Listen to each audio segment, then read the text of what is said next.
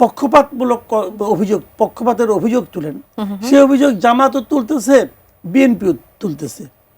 তো ইলেকশন কমিশনের কর্মকাণ্ডে আমি পার্সোনালি হতাশ। নির্বাচনের রাজনৈতিক দলগুলোর মধ্যে অভিযোগ পাল্টা অভিযোগ আমরা দিন দিন বেড়েই যেতে দেখছি। ইসির প্রতি সন্দেহের বাণ বারবার, আমার শিরোনামেও বলছিলাম যে জামাত এবং এনসিপি তারা হচ্ছে ইসির প্রতি আবারও সন্দেহ পোষণ করছে, নিরপেক্ষতা নিয়ে প্রশ্ন তুলছে। উৎসব মুখর পরিবেশে যে নির্বাচনের কথা আমরা বলছিলাম, সেই পরিবেশ এখনো বিরাজ কি করছে কিনা বা করতে দেখছেন কিনা? আমি নির্বাচনের উৎসব মুখর হবে কিনা অথবা ভোট কে হবে আমার তেমন কোনো শঙ্কা নাই। শঙ্কা নাই এই কারণে, যে দলগুলি নির্বাচনে এই মুহূর্তে আছে, ধরেন বিএনপি, জামাত ইসলামী, জাতীয় পার্টি অথবা এনসিপি, হ্যাঁ, এগুলি যারা আছে নির্বাচনে এখন, তারা সবাই নির্বাচনে যাওয়ার মতো দল। তারা নির্বাচনটাকে পণ্ড করতে চাইবে না। পণ্ড করতে চাইলে আওয়ামী লীগ চাইবে। এখন যদি কেউ নির্বাচনকে পণ্ড করতে চায়, তাহলে সে আওয়ামী লীগের শক্তি বৃদ্ধি করবে। হিসাব সহজ ভাই, একদম। কাজেই তারা কেউ, এরা সবাই নির্বাচন করার জন্যই ভাই রাজনীতি করে, নির্বাচন করার জন্যই মানুষের কাছে যাচ্ছে, অলরেডি নির্বাচন করার জন্যই তারা মনোনয়নপত্র দাখিল করেছে। এখন যদি আপনি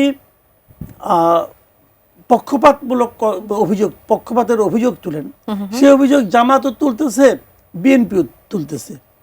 তো ইলেকশন কমিশনের কর্মকাণ্ডে আমি পার্সোনালি হতাশ। আমার কাছে এদেরকে মেরুদণ্ডহীন এবং অনভিজ্ঞ এবং অযোগ্য মনে হয়। কোন বিশেষ কারণে আপনার এরকম? অনেকগুলি বিষয়। আমি একটা উদাহরণ বলি আপনাকে।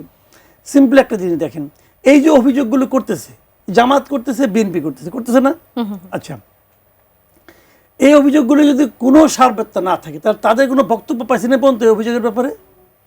কোনো বক্তব্য তারা দিয়েছে? দেয়নি তো। এবং এই অভিযোগ তো সমাধান করা খুব সহজ। আমি এটা আগেও বলেছিলাম একবার, যে যখন নাকি প্রথমে ডিসিএসপিদের নিয়োগ করা হয় বিভিন্ন জায়গায়, যখন বসানো হয়, লটারির মাধ্যমে বসানো হয়, যে মাধ্যমে যখন হয়, তখনই কিন্তু এই দুই দলের পক্ষ থেকে অভিযোগ উঠেছিল। তো অভিযোগ আলটিমেটলি যদি কোনো রকম হয় কিছু, কি হবে? বাংলাদেশের সিস্টেমটা কি? ধরা যাক একটা ইলেকশনে একটা জায়গায় বিএনপি হেরে গেল, হারা মাত্র বিএনপি বলবে এটা জামাতের লোক ছিল, ওরা জামাত আগেই সমস্ত প্ল্যান করে রেখেছে, জামাত সুন্দর করে প্ল্যান করে সাজিয়ে রাখছে, এগুলো বসাইছে। আর যদি বিএনপি জিতে যায়, বিএনপি বলবে জামাত সুন্দর করে সাজিয়ে রাখছিল, তারপরে জনগণের এত জোয়ার ছিল আমাদের পক্ষে যে ওই ষড়যন্ত্র করে আমাদের আটকাতে পারে নাই।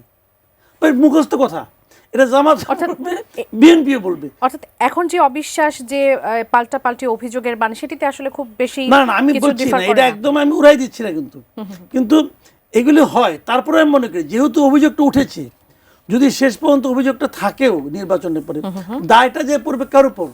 নির্বাচন কমিশনের উপর। নির্বাচন কমিশন বুঝে না? নির্বাচন কমিশন তো উচিত ছিল শিডিউল ঘোষণার সঙ্গে সঙ্গে সমস্ত ডিসি, সমস্ত এসপিদেরকে আবার বদলি করা। তাহলে কি হতো? নির্বাচন কমিশন নিজের মতো করে সব সাজিয়ে নিতে পারতো। তারা করে নাই। তাদের অন্তর্বর্তী সরকারের সাজিয়ে দেওয়া প্রশাসন নিয়ে তারা নির্বাচন করতেছে। এই জিনিসটা হয়তো অন্তর্বর্তী সরকার না, যদি একটা পলিটিক্যাল গভর্নমেন্ট হইতো, সবাই বলতো তাদের নীল নকশা অনুযায়ী নির্বাচন করতেছে। এখন আমি বলবো তাদের নীল নকশা। এখন আপনি বলবেন না অন্তর্বর্তীকালীন সরকার তো নিরপেক্ষ না, তারা নিরপেক্ষ না। এই সরকার নিজেও বলে না যে আমি নিরপেক্ষ। এই সরকার বলে যে তাদের পক্ষ নিয়েছে, এবং তাদের দল তো এনসিপি। এখন তো এনসিপি জামাতের সঙ্গে, তাহলে কি সরকারের পক্ষ জামাতও থাকতেই পারে? এনসিপি যেখানে আছে তার প্রতি তাদের পক্ষপাত দুষ্টতা আছে। কিন্তু বলছে যে আমি চাই স্টুডেন্টদের মধ্যে কেউ কেউ জিতে আসুক। ইউনূস সাহেব এই কথাও বলছে যে এটাও চাই যে এদের মধ্যে কেউ কেউ শিক্ষামন্ত্রী হোক। সে বলে নাই? বলছে কয়েকদিন আগে তো বলছে।